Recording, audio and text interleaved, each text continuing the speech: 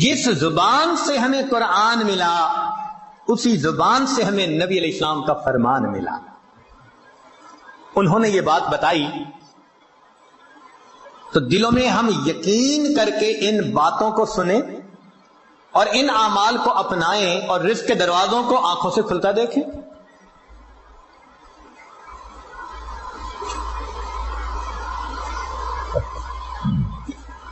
رزق کی پہلی کنجی اللہ تعالیٰ ارشاد فرماتے ہیں وَأْمُرْ أَهْلَكَ بِالصَّلَاةِ وَاسْتَبِرْ عَلَيْهَا، اہل خانہ کو نماز کا حکم دیجئے اور اس پر جمے رہیے، صبر کیجئے. لا نسألک رزقا، ہم آپ سے رزق نہیں چاہتے، نحن نرزقک، رزق ہم پہنچائیں گے. اس آیت مبارکہ میں اللہ رب العزت ایک وعدہ فرما رہے ہیں اور وہ پروردگار وعدے کو نبھانا جانتا ہے.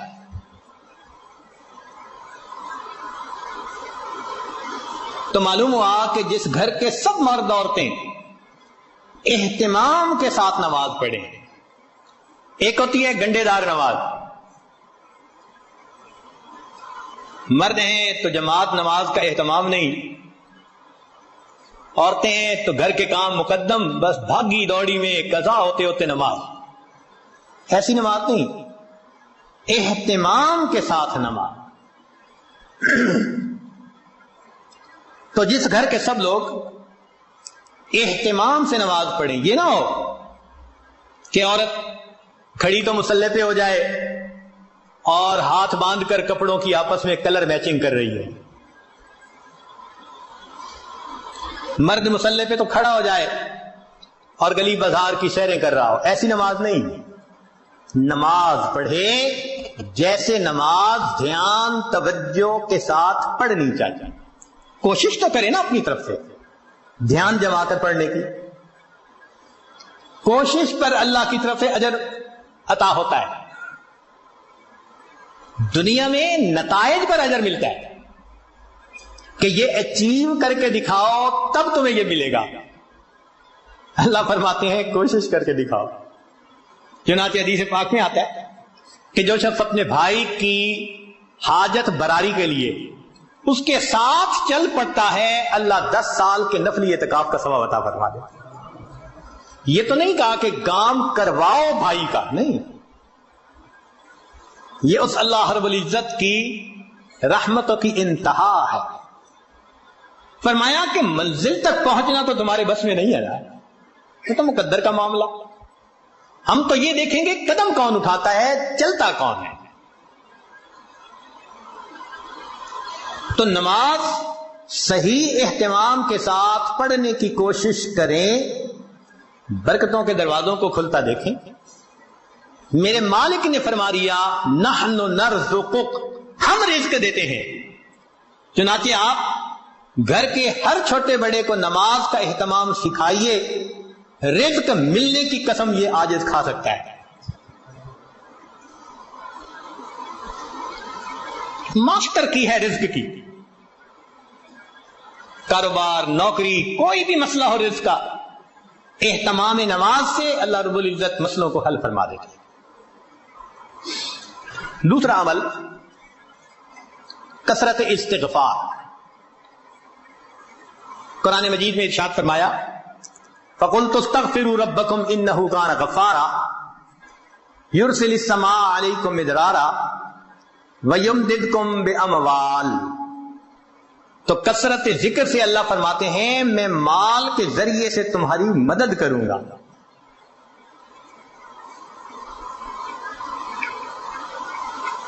ایک اور حدیث پاک میں ہے من اکثر من الاستغفار جعل اللہ له من كل هم فرجا ومن كل ضيق مخرجا ورزقه من حيث لا يحتسب.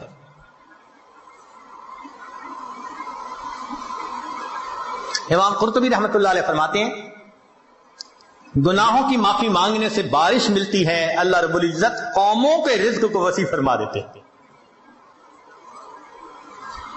تیسرا عمل انفاق فی سبیل اللہ، اللہ کے راستے میں نیک کاموں میں خرچ کرنا. چنانچہ اللہ رب العزت ارشاد فرماتے ہیں وما انفقتم من شیء فهو یخلفہ، تم اللہ کی راہ میں جو خرچ کرو گے اس کا بدلہ مل کر رہے گا، ریٹرن مل کر رہتا ہے۔ یہ نہیں ہو سکتا کہ اللہ کے راستے میں خرچ کرو اور ملے نہ اس کے بدلے۔ یہ جو انفاق ہے یہ لفظ بنا نفق سے، نفق کہتے ہیں سرنگ کو،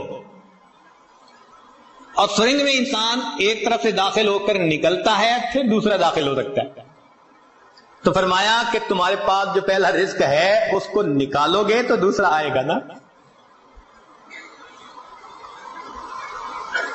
وَمَا تُنْفِقُوا مِنْ خَيْرٍ يُوَفَّ إِلَيْكُمْ،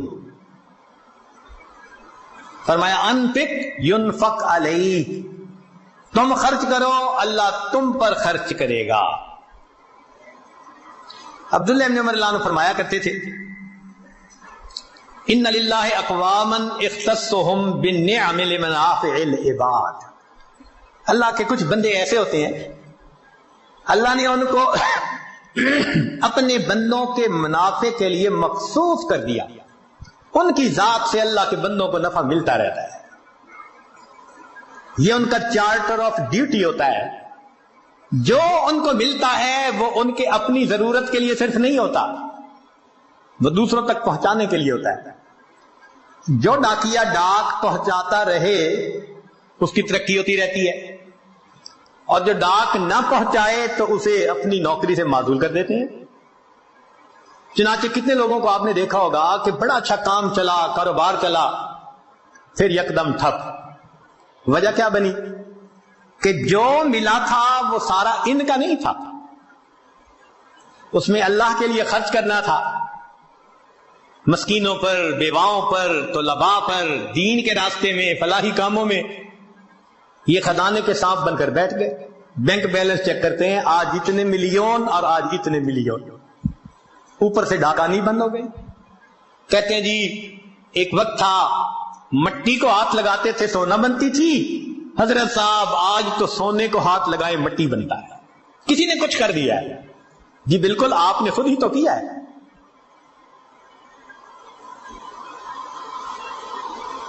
آپ کی تو بہترین نوکری لگی تھی کہ اللہ کے بندوں کو ان کا حصہ پہنچاؤ۔ کتنا پہنچانا تھا؟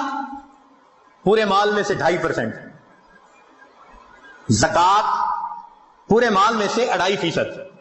سبحان اللہ، ہم نے دیکھا لوگ چاہتے ہیں بڑے کی نوکری کریں، چنانچہ چھوٹی کمپنی کی بجائے بڑی کمپنی کی نوکری، اور بڑی کمپنی کی بجائے ملٹی نیشنل کمپنی کی نوکری دی، اور زیادہ بینیفٹ ملیں گے۔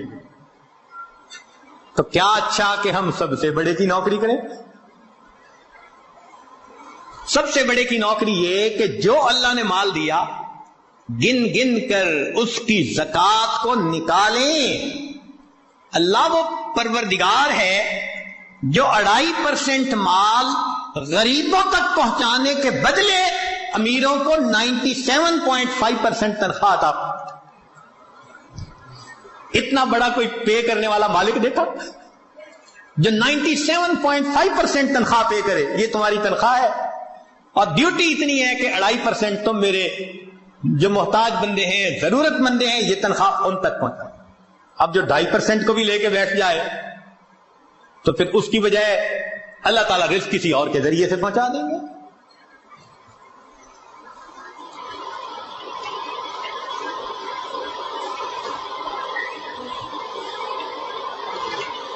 رابعہ بصریہ کے پاس مہمان آ گئے، اتنی دیر میں دروازہ کھٹکھٹایا گیا، خادمہ نے کہا جی کہ کوئی بندہ کھانا لایا ہے۔ فرمان لگی گنو کتنی روٹیاں؟ اس نے کہا 9۔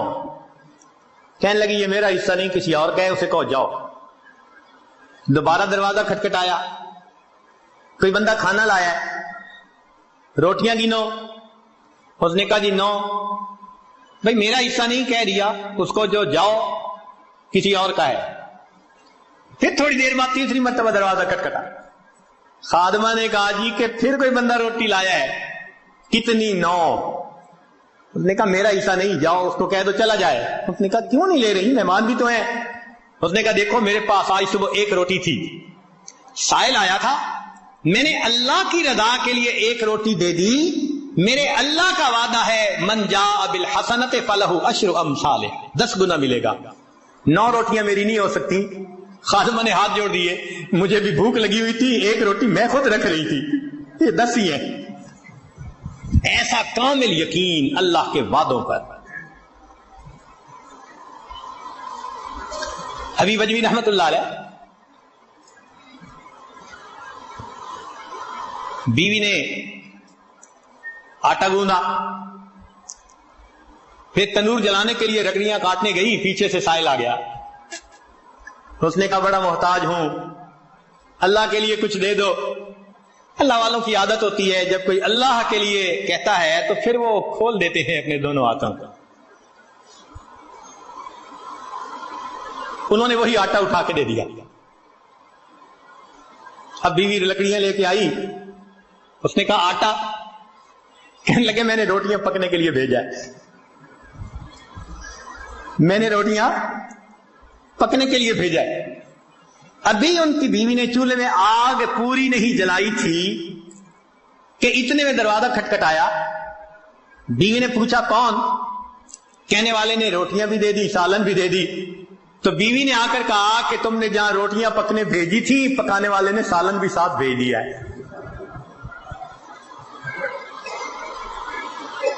اللہ کے راستے میں خرچ کرنے کی ایک حلاوت ہے، وہ حلاوت جس کو مل جائے اس کو پھر فکر نہیں ہوتی، سب غموں سے آزاد۔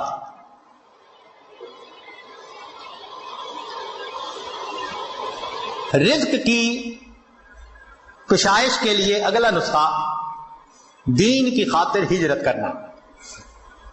اللہ رب العزت فرماتے ہیں وَمَن يُهَاجِرْ فِي سَبِيلِ اللَّهِ يَجِدْ فِي الْأَرْضِ مُرَاغَمًا كَثِيرًا وَسَعَةً،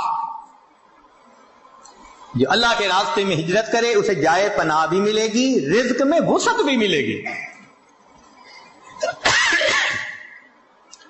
رزق بڑھانے کی اگلی کنجی تقوی کا اختیار کرنا۔ ارشاد باری تعالیٰ ہے وَلَوْ أَنَّ أَهْلَ الْقُرَىٰ آمَنُوا وَاتَّقَوْا لَفَتَحْنَا عَلَيْهِمْ بَرَكَاتٍ مِّنَ السَّمَاءِ وَالْأَرْضِ، اگر یہ بستی دیسوں والے ایمان لاتے، تقوی کو اختیار کرتے، ہم آسمان اور زمین سے برکتوں کے دروازے ان پر کھول دیتے۔ ایک جگہ فرمایا لَأَكَلُوا مِن فَوْقِهِمْ وَمِن تَحْتِ أَرْجُلِهِمْ، ہم ان کو وہ نعمتیں کھلاتے جو اوپر آسمان سے اتارتے ہیں اور وہ نعمتیں کھلاتے جو نیچے زمین سے نکالتے ہیں۔ فرمایا وَمَن يَتَّقِ اللَّهَ يَجْعَل لَّهُ مَخْرَجًا وَيَرْزُقْهُ مِنْ حَيْثُ لَا يَحْتَسِبُ، اللہ تعالیٰ ایسی طرف سے رزق دیتا ہے کہ جس کا وہم و گمان ہی نہیں ہوتا۔ نبی الاسلام نے فرمایا علیک بتقوی اللہ فإنہا جماع کل خیر، تقوی اختیار کرو یہ تمام خوبیوں کی جامع ہے۔ سفیان ثوری رحمۃ اللہ علیہ عجیب بات فرماتے تھے اتق اللہ فما رأیت تقیا محتاجا، میں نے آج تک کسی متقی بندے کو محتاج نہیں دیکھا کہ در در کے دھکے کھاتا پھرے، لوگوں کے سامنے ہاتھ پھیلاتا پھرے۔ آپ بتائیے، آپ نے بھی بڑی دنیا دیکھی، سمجھدار ہیں، عقل مند ہیں، تعلیم یافتہ ہیں، آپ نے اپنی زندگی میں کسی حافظ با عمل یا عالم با عمل کو بھوکا پیاسا ایڑیاں رگڑتے مرتے دیکھا ہے تو بتا دیجئے۔ ایک مثال پیش نہیں کر سکتے۔ ہم نے اپنی زندگی میں P H D doctor, highest degree qualification کی دنیا میں بھوک پیاسے ایڑیاں رگڑتے مرتے دیکھا۔ ہم یہ تو بتا سکتے ہیں کہ نیکی تقوی کی لائن میں زیادہ کھا کر مر گئے۔ امام مسلم رحمت اللہ علیہ کا واقعہ، کھجوریں زیادہ کھانے سے موت آ گئی۔ یہ نہیں بتا سکتے کہ جی بھوکا پیاسا، کہتے ہیں نا جی طلباء کہاں سے کھائیں گے؟ بھائی جہاں سے انبیاء کھاتے تھے وہیں سے ان کے جانشین بھی کھائیں گے۔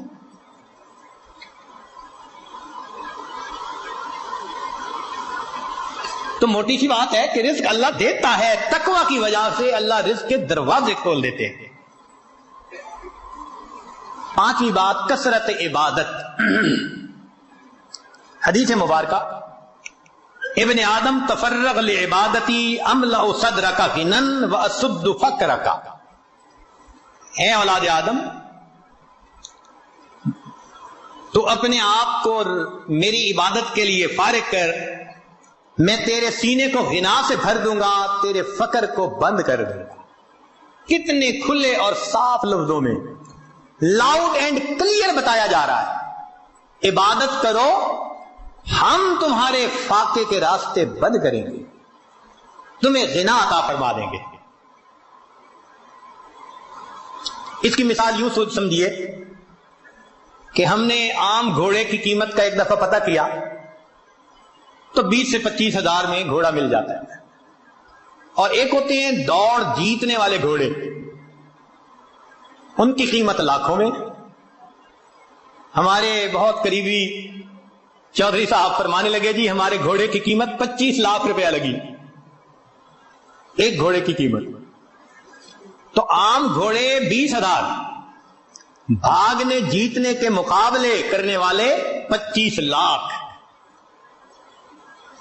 اب اگر 25 لاکھ والے گھوڑے کے مالک کے پاس کوئی جائے، جی میری گدھا گاڑی کا کچھ کام ہے، گھوڑا دے دو، میں نے گدھے گاڑی میں استعمال کرنا ہے، تو وہ ہنس کے کہے گا تمہارا دماغ ٹھکانے ہے، دوڑ کا مقابلہ جیتنے والے گھوڑے کو گدھے گاڑی میں باندھو گے۔ جس طرح دنیا دار انسان دوڑ کا مقابلہ جیتنے والے گھوڑے کو گدھے گاڑی میں باندھنا پسند نہیں کرتا، اللہ کی قسم اللہ رب العزت دین پہ چلنے والوں کو دنیا کی گدھے گاڑی میں باندھنا پسند نہیں کرتا۔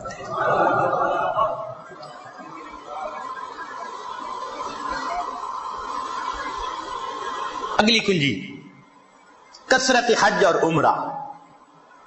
حدیث پاک پہ فرمایا وما امعر حاج قط، کہ حاجی کثرت سے حج کرنے والا، عمرہ کرنے والا، وہ کبھی محتاج نہیں ہوتا۔ قیل ومل امار، پوچھنے والے نے پوچھا جی اس کا کیا معنی ہے؟ فرمایا قال ما افتقرا، جو فقر کا تجھے ڈر ہوتا ہے اللہ اس ڈر کو ختم کر دیتا ہے۔ حدیث پاک میں ہے النفقۃ فی الحج کالنفقۃ فی سبیل اللہ الدرہم ب700، ایک درہم کے بدلے میں 700 درہم ملتے ہیں۔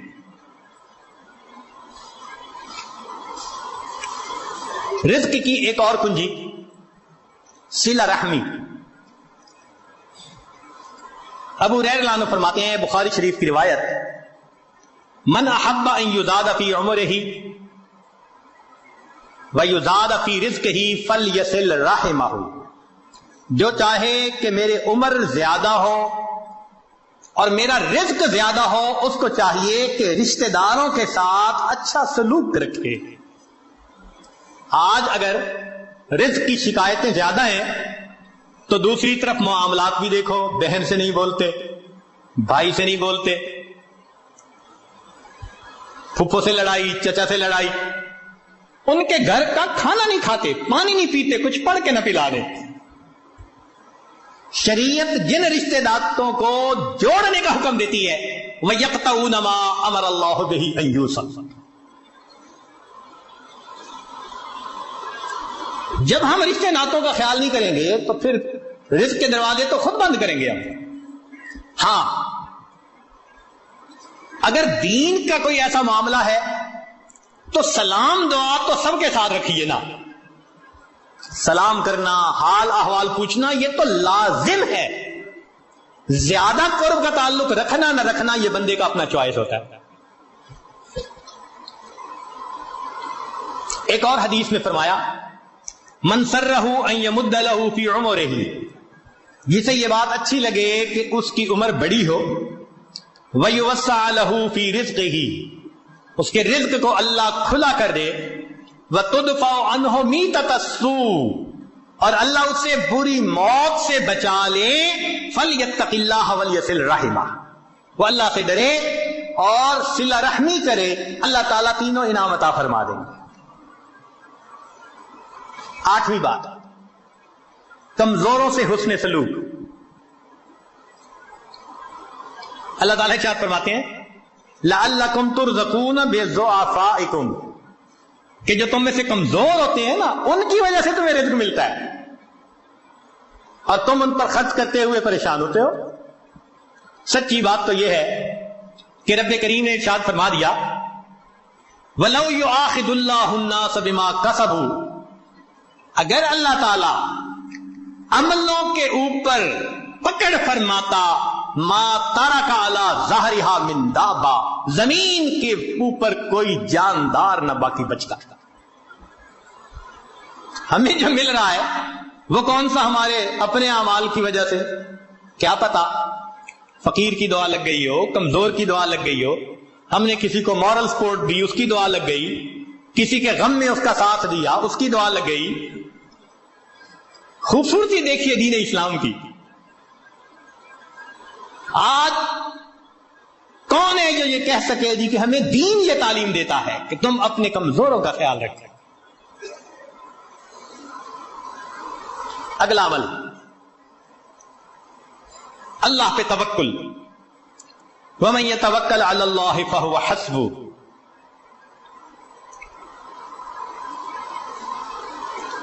جو اللہ پر توکل کرتا ہے پھر اللہ اس کے لیے کافی ہو جاتا ہے۔ اس کی تفصیل حدیث مبارکہ میں لو انکم تتوکلون علی اللہ حق توکلہ، اگر تم اللہ پہ توکل کرو جیسے توکل کرنے کا حق ہے، لرزقکم کما یرزق الطیور، اللہ تمہیں رزق دے گا جیسے پرندوں کو دیتا ہے، تغدو خماسا، گھر سے خالی پیٹ نکلتے ہیں، وتروح بتانا، اور واپس پیٹ بھرے ہوئے لوٹتے ہیں۔ اگلا عمل اللہ کی نعمتوں کا شکر ادا کرنا۔